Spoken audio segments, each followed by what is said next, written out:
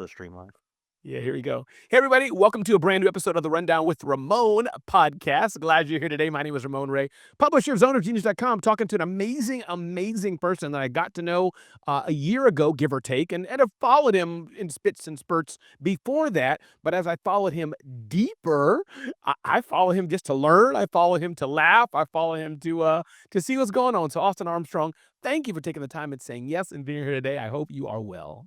Oh, Ramon, I am doing well, first of all, and thank you so much for having me on. It's been a privilege to get to know you and hang out with you, even if it was briefly, and I'm excited to nerd out with you today. I love it. And kudos to our mutual friend, Jennifer Bennett, who Oh, yeah. put us together at that when we were together at the time. She was like, let me call some cool people. Who knew that you were cool? Who knew that I was cool? But she brought us all together. It all worked out. Yeah. So let's jump right in. Austin, first, just give us at the start, who are you? You do a lot of things in different spaces, but similar. And I know, congratulations, you have a book that came out recently-ish, Virality. So we can definitely talk about inside that. Everybody go right now to Amazon or wherever the best link is. Get that book, Virality. I know you founded Syllabi, faceless videos. So check out syllabi.io. And there could be 400 other things that you do. But take a bite and just give people understanding of who is Austin. At a high level, I think I am an addicted to social media marketer that builds businesses that allow me to do just that. Be obsessed and be addicted to social media and spend all my time there.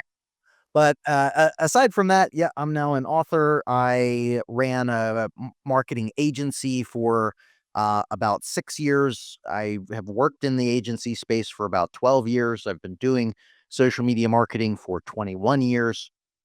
I am a software founder now. So Syllabi.io that you mentioned has been around now for 3 years.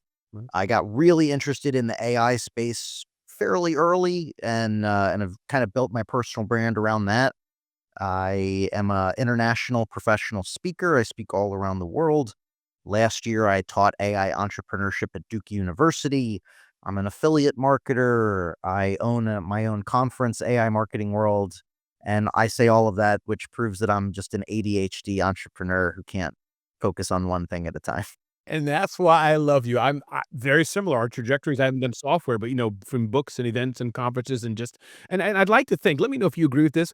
It seems like we have fun doing this. We do a lot.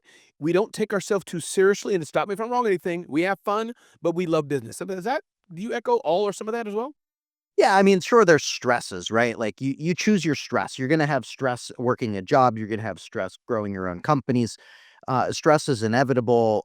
You choose your stress, right? And so it's all a game. I absolutely love it. I have so much fun growing businesses, figuring out what formats of content works, how I can create new offers, testing, failing tons of times, but it's a journey and I have a blast doing it, man. And it's helped me create an amazing life. Yeah, I love that. Let's touch a bit on virality. The book, yes, but more so the concept. And I'm curious, Austin, just there we go. I'm curious, um, what does virality mean? Does it mean the same thing in general to everybody, go viral? Or is there a definition that we should pause and think about maybe? Yeah, that's a great question, and viral for you is very different than viral for me and the person watching or listening to this, right? Viral for them. I kind of like the loose definition of a piece of content that gets shared more than normal. Mhm. Kind of I bring like it that. all into that degree. So if you regularly post a piece of content and your threshold is 10 likes or 5 shares, whatever, right? And then you do a piece of content and it gets 100 shares, 1,000 likes, Yep. something substantially more than what your baseline average is. That's viral for you. Mm. And nobody needs to say like there's no gatekeeping here. Feel free to say, "Oh, I had a viral post that reached 10,000 people." Mm. I've had viral posts in my definition that have reached 50 million Love people.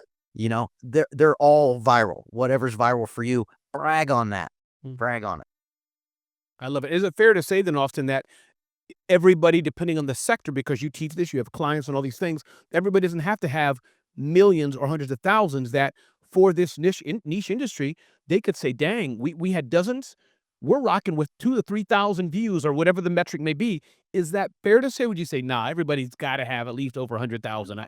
You know, No, I mean, there's so many virality is not for everybody, first of all, and it can literally break businesses. Like, think about it from this perspective. If you have a physical product that you ship out and there's a manufacturing, packaging, and shipment time, if you have a video that goes viral on TikTok or Instagram or something, it could literally break your business. mm, It could put you on weeks to months of back orders, which could then turn into negative reviews on your account and then, ruin your actual business. So it's not necessary for everybody and not everybody wants it either.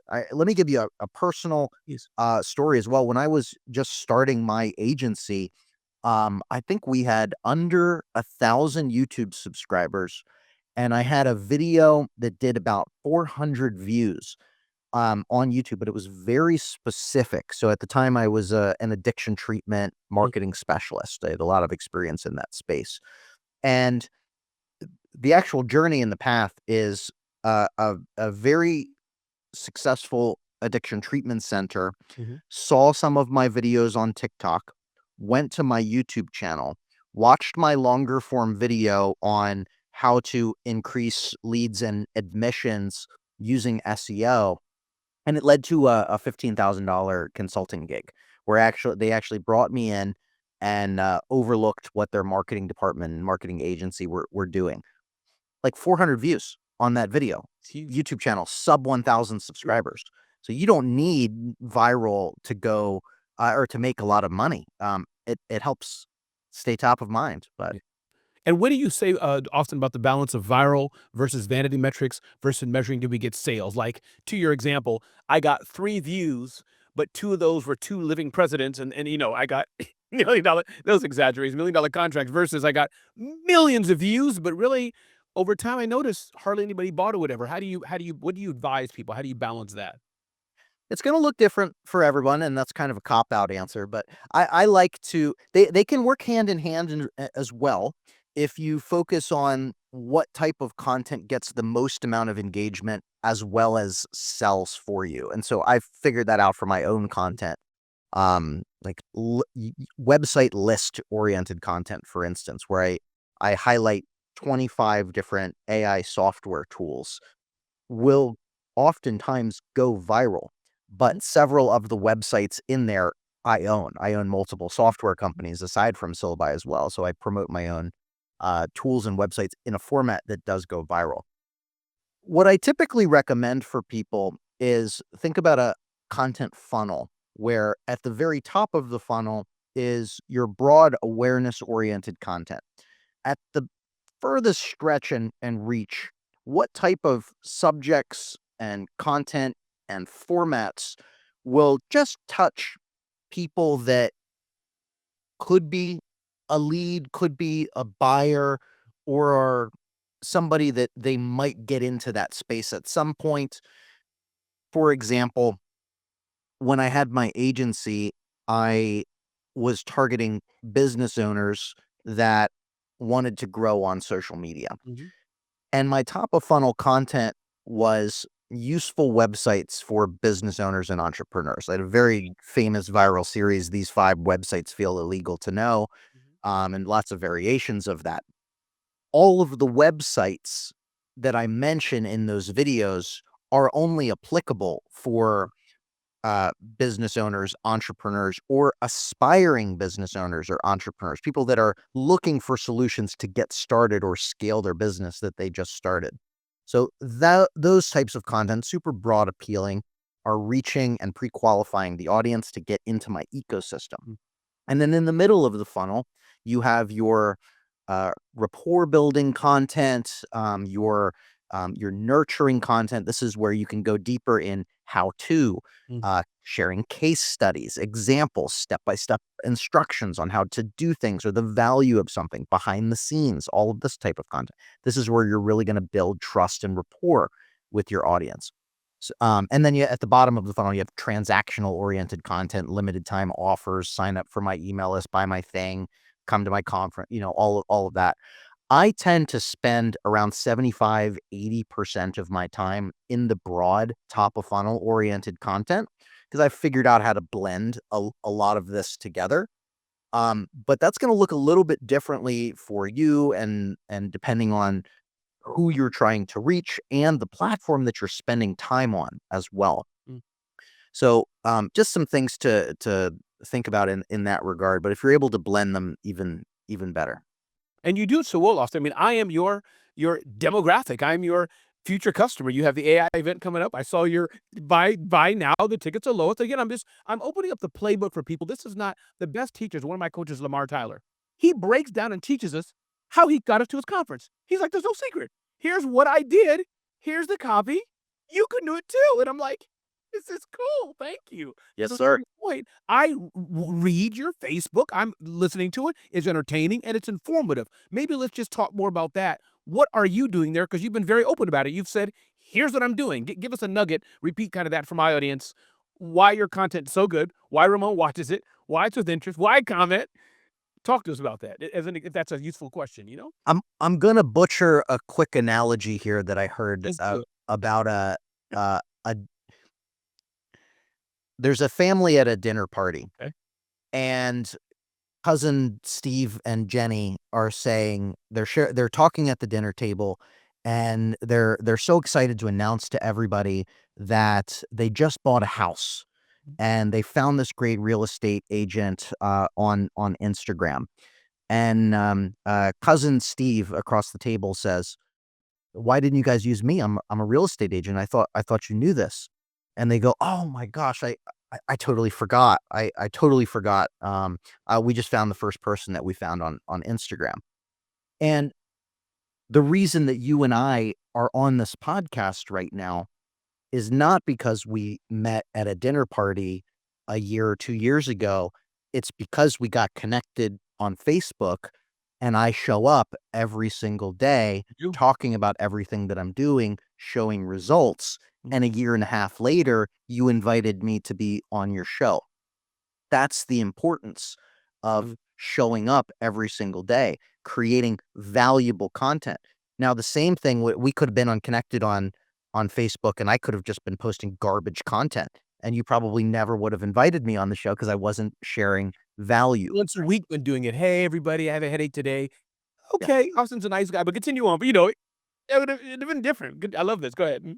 Yeah, and so, like, the best lesson in marketing that I ever learned was to give your best information away for free, sell the easy button, sell the implementation, the personalization of everything that you teach.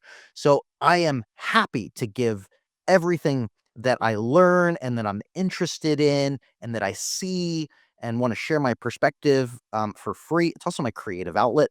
Mm. I love creating content, and so I'm just sharing, giving valuable information, being very transparent with what I'm doing. Like right now, I'm super nerded out about vibe coding, for Yeah. instance. I just think this, like to me, this is the greatest opportunity we've ever had to make money and just do something really cool. And so I'm sharing. Like I just did a post yesterday, how really just detailed of my Perplexity Comet browser is compressing all of the information around Replit into a document. And then I have Claude deep research mode, doing research across the web for opportunities that people are searching for software solutions for, but there's not a lot of competition. Hmm. And then I'm using that to train a Gemini gem, to come up with a prompt, creator for me specifically for Replit. So I have all of these AI tools and system and, like, I literally had them running on my laptop, and I typed that while I was at a brewery, for instance, drinking a beer with my wife. I'm like, I have AI running for me in the background I so love that all I need to do is be like, "Create me a tool on what, Claude just, shared." Gemini Gem creates the prompt for me. I feed it into Replit. Replit's building 5 AI software tools for me simultaneously while I go back to the brewery and hang out. And like just sharing that transparently is like, I am so excited about that right now. People will either continue to follow me to see how the software tools do, if I'm able to sell them. Some people will take action on it, and if they take action on it and they never buy from me, they also associate their own success with coming from me. So there's just so many long-term benefits of creating content every single day, showing up, staying top of mind, over delivering incredible free value, not expecting anything in the back. I'll put offers in front of you, but you don't have to buy. Law of reciprocity can kick in sometimes too. There's so many amazing things that can come out from just showing up consistently and giving. I love this. I don't want to do this, but I'm going to do it. I want to take a hard right and talk about you as a human. Um, just, I don't even know how to ask the question, Austin, but um, little I know of you, but observing you, feel like I do know you, 'cause I see you every day on Facebook. You seem like you're this geek guy. You're building companies, but you're generally, it seem, a gracious, nice, humble. Hey, maybe I can help you, or thank you. Seeing you walk in SMW, but not arrogant.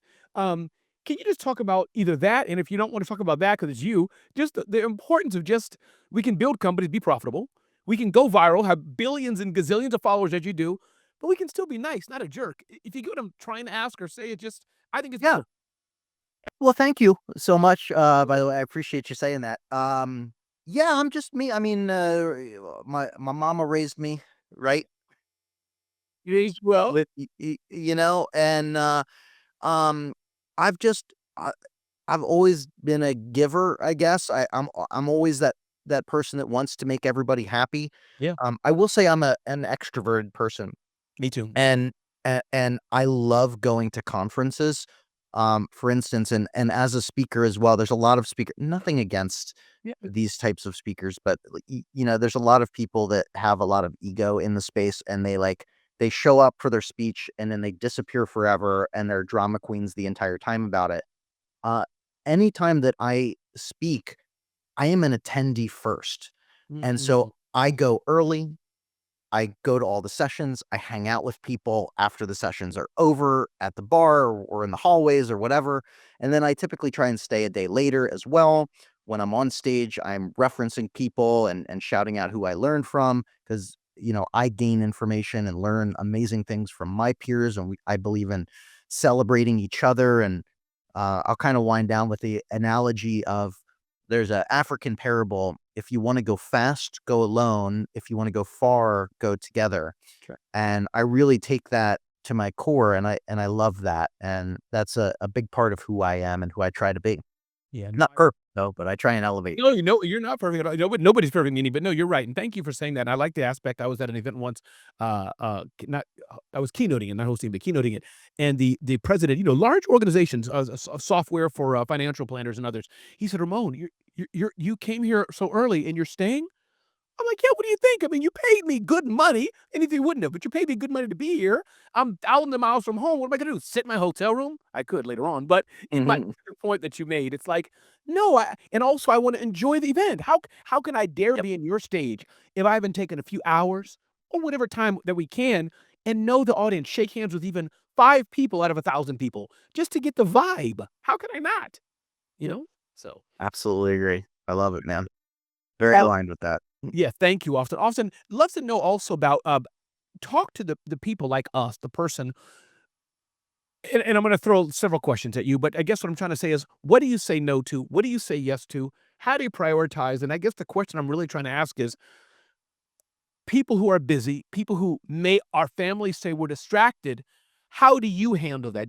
Do you take decompression time besides when you're talking, sitting and having a beer with your wife, or do you find yourself always in the go and that's okay, it works for you? Take a thread there and pull whatever you want from that. Just busy and productivity and maybe doing too much or not doing too much or wherever you wish to take it. I tend to say yes more often than I say no, Okay, which I like that. gets me busy. Yeah. I genuinely love what I do, Mm, and so I don't need as much decompression time, mhm. and it's also borderline addiction to social media, let's call it what it is. Yeah. So, most nights I'm a nerd, most nights, like, I'll just wind down I would tend to work till like 10 p.m. Yep. But then I'll watch like an hour or two of anime every night. Love it. That's great for me. But like my phone's right beside me, so like I'll watch anime and I'm still posting on social, responding comments or stuff. Um, I take a l so we don't have kids, which makes vacations a lot easier as well, and You my have a wife season. and I. Say again? Everybody has a season, you know? Yeah, yeah, yeah, and my wife and I love to travel, so that's a lot of our decompression time as well. We just were in Switzerland and Austria skiing for 2 weeks. We Nice. have the amazing we've created a life that allows us to do that, Yeah. um, or beach vacations or whatever. If we wanna go down and spend a month with her parents in Florida, we've done that before, um, and, yeah, I take the time, but I say yes to a lot of opportunities that I think, like, in chess terms as Mhm. well, of, like, multiple steps ahead, is doing something with this person, whether it's a paid opportunity or not, going to unlock something, Mhm. whether it's more connections, a good foot in the door with that person, that we can collaborate more in the future. What doors does it open? Is this someone that I want to pour into, that I think will gain something from me doing something with them, that will just genuinely help this Mm. person that I like? I say yes to a lot of those things. Um, if it doesn't bring a lot of time value or ROI, I'm trying to get better at saying no Sure. to some things. Yeah. But yeah, that's No, I like that, and I think that it's interesting you said that, 2 examples, and let me know what you think of this. I spoke at an event, didn't pay, big conferences have conferences all across the world, you may have been to a few of them, but point is they don't pay, but I said, "Yes." Do you know, Austin, from that is literally, like, I'll just put it as, over $200,000 of business oh from somebody in the yes, somebody in the room. yeah. Another opportunity I had, I just got off the phone with a big financial company. I said, "Ramon, yeah, we'll hire you to speak." My point being, going back to free, yeah, you gotta evaluate, or just like you echoing what you said, just, "Do I like this person? Can we grow together?"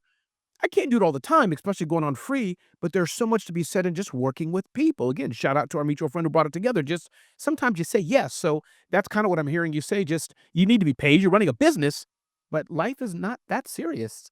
Some ways. 100% agree, man. Yeah, just go with I like to go with the flow Yeah. and, just put out a just consistency and value and try and be as friendly as I can, and it seems to be working for me so far. No, I think it is. And tell me, Austin, you run several companies. So what does your back office team look like? Is it largely one, do you and your wife work together? Just answer that first, and Nope. then I have another question. Okay, separate. Okay. And then two, is it largely automatic and programmatic little gerbils of chips doing things, or do you have a team of X people doing things with you? Talk about the back end of all, who's behind Austin Armstrong, if anybody. Yeah, I own multiple companies, so, my main company, Syllabi, I have 2 business partners, a CTO and a COO/CFO, and a lot of our team over there we have, I think about 15 employees, So and you team got members for a Syllabi. Right now. So, yeah, definitely a company behind it. In fact, I kind of have the personal belief of outsourcing your suck. I would rather hire people or systems or offload things that I don't like to do to free up more of my time to lean into what my superpower is and where I can be the most productive. Um, a lot of developers, front end, back end, quality assurance, product manager team. But then we have a lot of effort in customer service as well and virtual assistants that help with a lot of the day to day tasks, operational oriented things.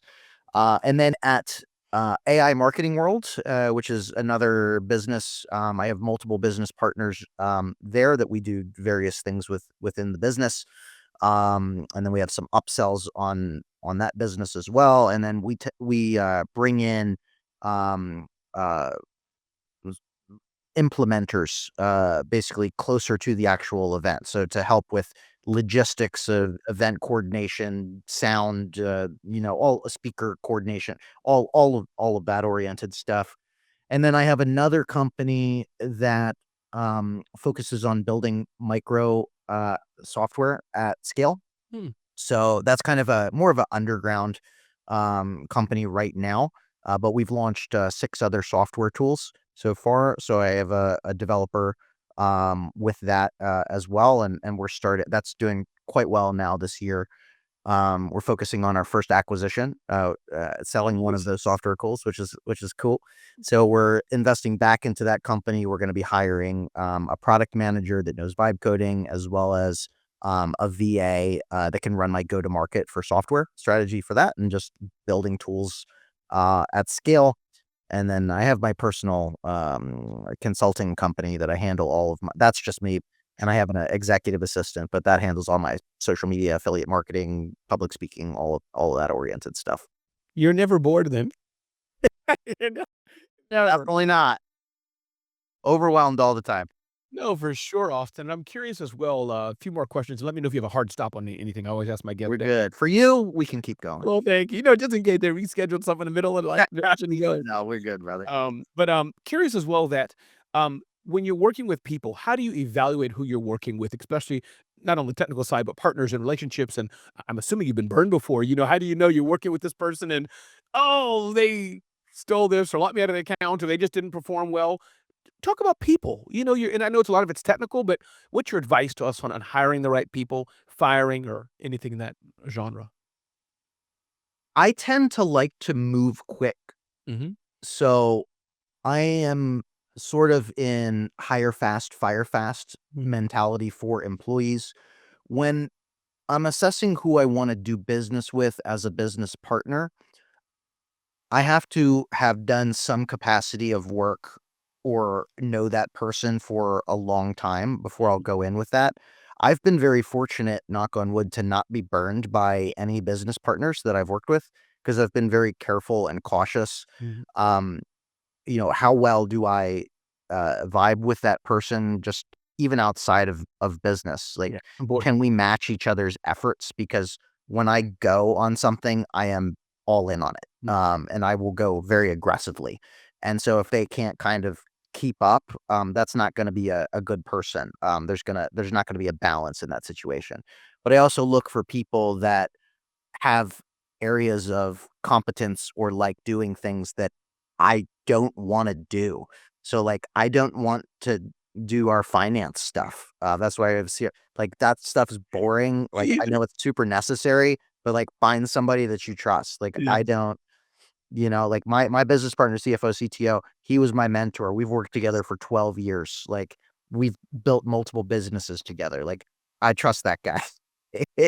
Yes. We've done very well together. So, like, that's a person that I trust and continue to do more and more, things with. And, my CTO is someone that we've been friends for 8 years. He was a groomsman at my wedding. I've seen him grow multiple software companies, and we've, like, hustled side by side, for many, many years, and I brought him the idea of Syllabi a little over 3 years ago, and he was like, "Yeah, let's do it." And so that's been just, an amazing relationship as well. But, um, when you're hiring, we go through a multiple interview process typically, and we have an HR team now too. Because like, I don't like to hire, to be honest. Like, I that's another thing. I don't wanna do it. Like, um, so just validating their actual experience, making sure they're not BSing on an interview.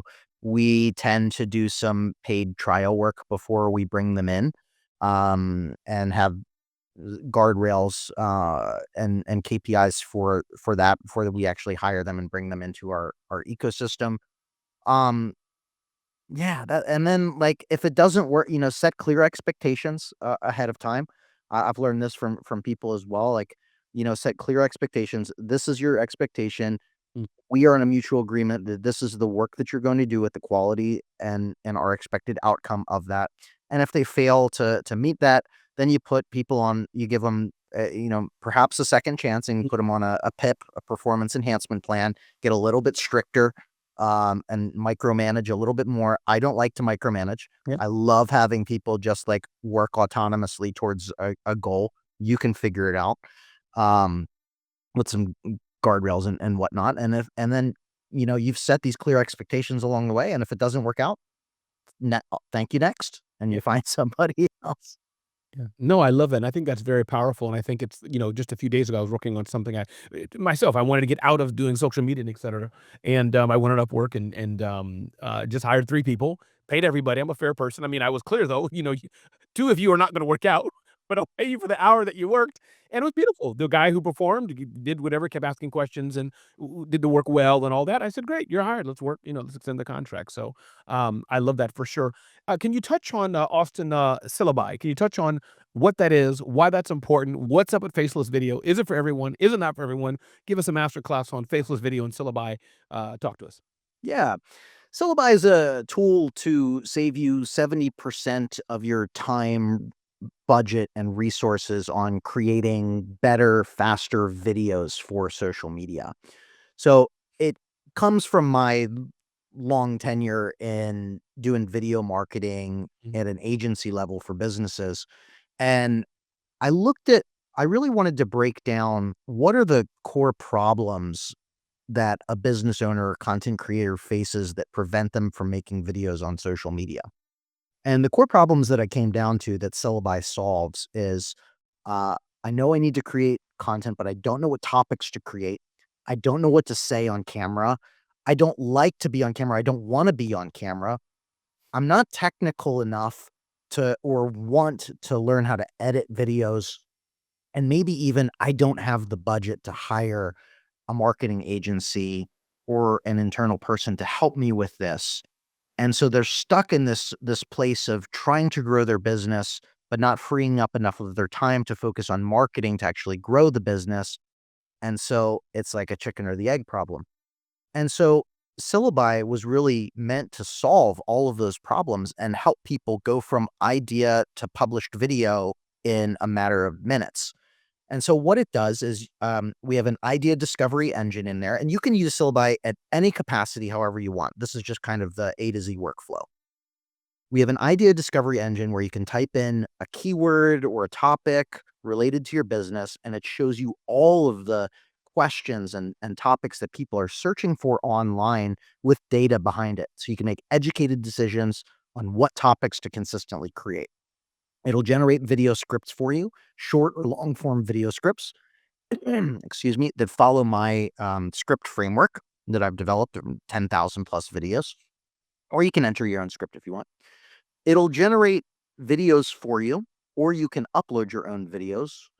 So it will create faceless videos for you, which is essentially a video without a main subject of a face. Think about like watching a documentary on the History Channel. As somebody's talking about ancient aliens, they're showing you a picture on the screen or some footage or something. That's B-roll. That's Mm. faceless oriented content. It's like fundamental in storytelling in a visual format now. Faceless video allows you to get your story, your message, your information, your education, your entertainment out without you needing to personally press record and being on camera. So it's a very powerful format to create more consistently without you needing to show up for whatever reason. But we also have a video editor in Syllabi as well. And then a full asset library. So you can upload videos of yourself. You can record content in there. You can access B-roll. You can generate your own B-roll. We have access to all of the latest AI video generation models in Syllabi. So Google VO3, Sora 2, Seed Dance, Kling 2.6. And anytime there's a new model, we're able to add that into Syllabi so you instantly get access. But then you can also connect all of your social media pages Mm. across every social media platform and multiple accounts on each one. So you can create these videos on topics that your audience is searching for and schedule and publish them out fully optimized for social media, saving you all of your time. And so it's a really powerful tool that's helped. We've had over 200,000 people sign up for Syllabi now, and we've produced, I think, millions of videos since we've been around for 3 years. So it's helped a lot of people. You may have 200,001. I may sign up today because I've been looking at it like, what is Oh, so involvement? I like this, and I'm curious, who is it not for? Who's it for? Meaning, I'm trying to understand it. Is it just for the content creators, like funny videos and all that, or dentist office? Help me understand the business and just give me a more context of 2 or 3 buckets that it could be for. If that makes sense. yeah. It's really interesting. I originally created it for business owners Oh, okay. because it really follows the philosophy that I was doing with my agency of creating videos based on long tail keywords. To Mhm. kind of get a little nerdy here, like what worked best for every client that we had that ran like a service based business. Is just creating videos on the questions that your customers are searching for online. So that's like the idea of discovery. So it's really built for business owners that want to create content for their target customers online.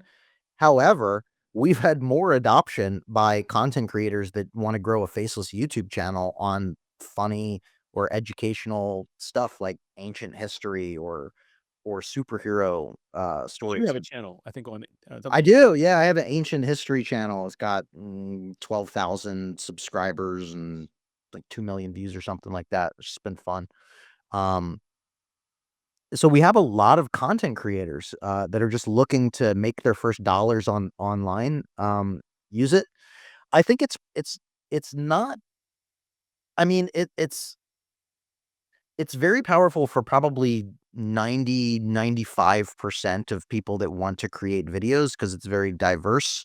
Yeah. There are some limitations with just the state of AI in general based on the training data.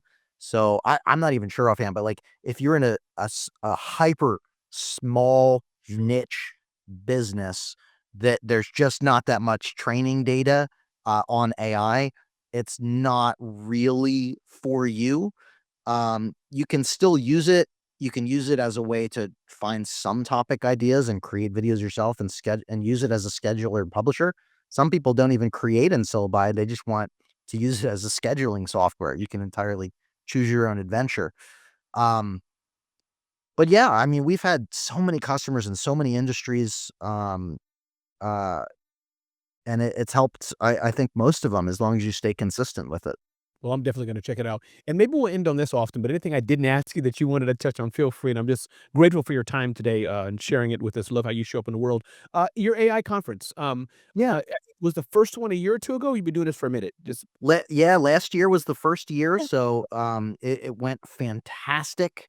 We had, amazing a we I wanted to so, if I can break it down, what makes it Please. different is, like, I've gone to these marketing conferences, social media marketing world for many years and Vid Summit and VidCon and, um, uh, there's a million of these conferences out there, and I go to, like, 10, 15 a year, Mm. in the marketing space, and they're amazing. But the last 3 years in particular, since I've been a startup founder, I started going to startup and tech-oriented conferences, which are less session driven and more focused on going to the booths and experimenting, and applying information and, like, startup pitch competitions and stuff like that. And I wanted to blend those 2 worlds together. And that's kinda what AI marketing world is. So, there's amazing speakers, some of the Yeah. best AI speakers in the world, there.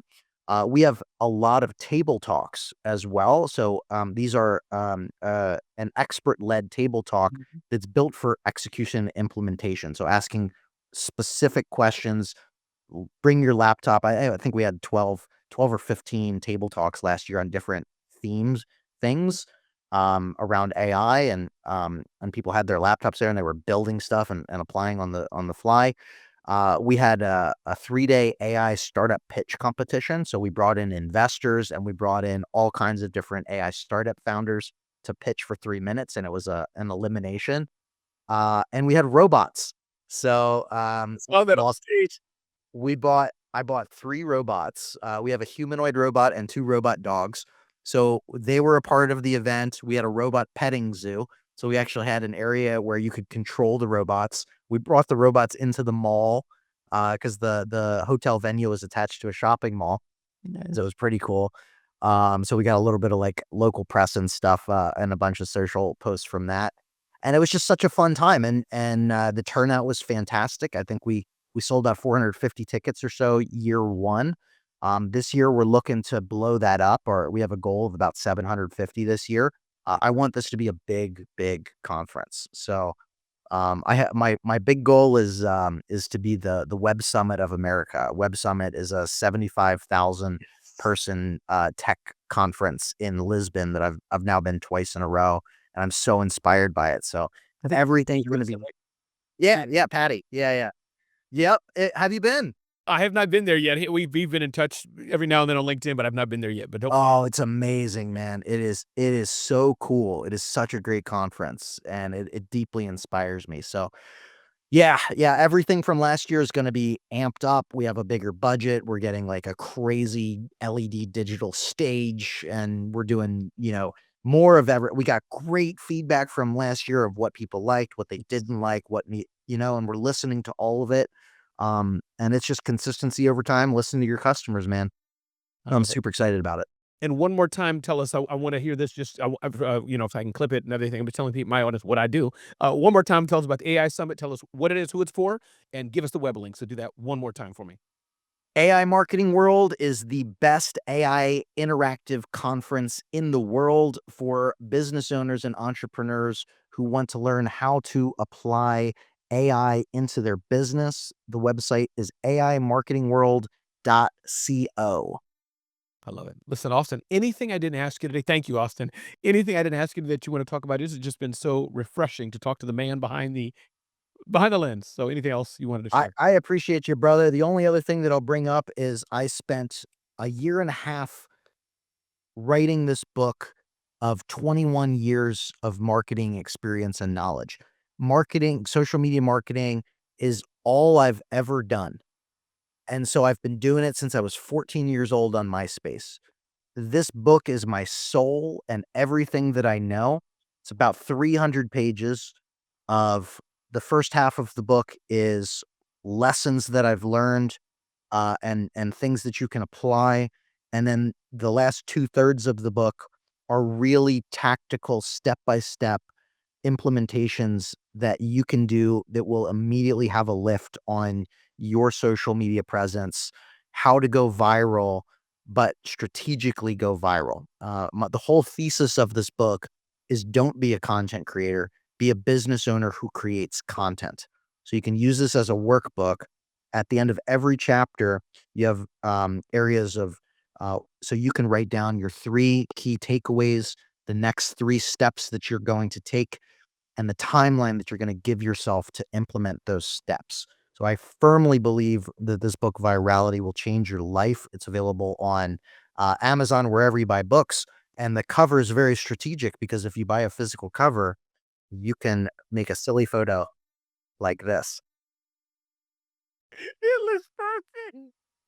Austin Armstrong, you are a riot in a good way. I appreciate it. Hey, one more time, everybody. My name is Ramon Ray. This has been the Rundown with Ramon podcast with Austin Armstrong, syllabi, and his amazing book, Virality. Go check it out right now.